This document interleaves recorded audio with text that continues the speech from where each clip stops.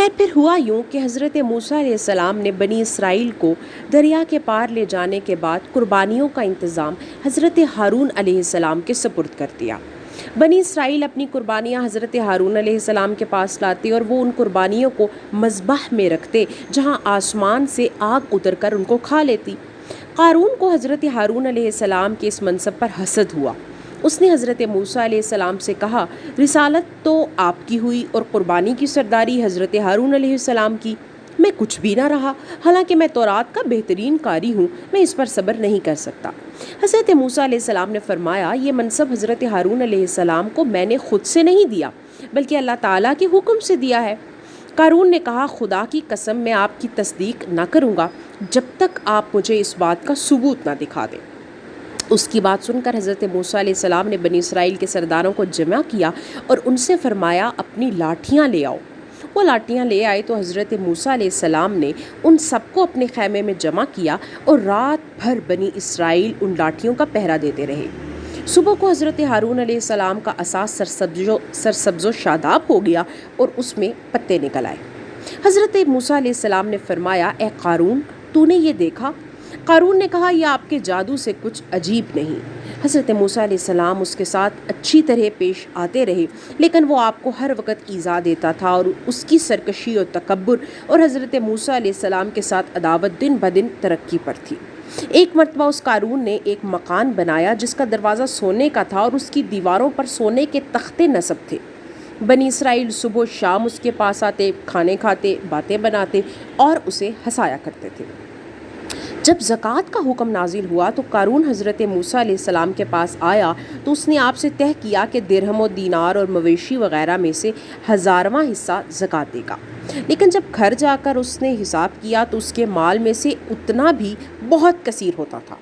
یہ دیکھ کر اس کے نفس نے اتنی بھی ہمت نہ کی اور اس نے بنی اسرائیل کی ایک جماعت کو جمع کر کے کہا، تم نے حضرت موسیٰ علیہ السلام کی ہر بات میں اطاعت کی، اب وہ تمہارا مال لینا چاہتے ہیں تو تم اس بارے میں کیا کہتے ہو؟ انہوں نے کہا، آپ ہمارے بڑے ہیں، جو آپ چاہیں حکم دیجیے۔ قارون نے کہا، فلانی بدچلن عورت کے پاس جاؤ اور اس سے ایک معاوضہ مقرر کرو کہ وہ حضرت موسیٰ علیہ السلام پر تہمت لگائے۔ ایسا ہوا تو بنی اسرائیل حضرت موسیٰ علیہ السلام کو چھوڑ دیں گے۔ چنانچہ قارون نے اس عورت کو 1000 دینار، 1000 درہم اور بہت سے وعدے کر کے یہ تہمت لگانے پر تیار کر لیا، اور دوسرے دن بنی اسرائیل کو جمع کر کے حضرت موسیٰ علیہ السلام کے پاس آیا اور کہنے لگا، بنی اسرائیل آپ کا انتظار کر رہے ہیں کہ آپ انہیں واضح و نصیحت فرمائیں۔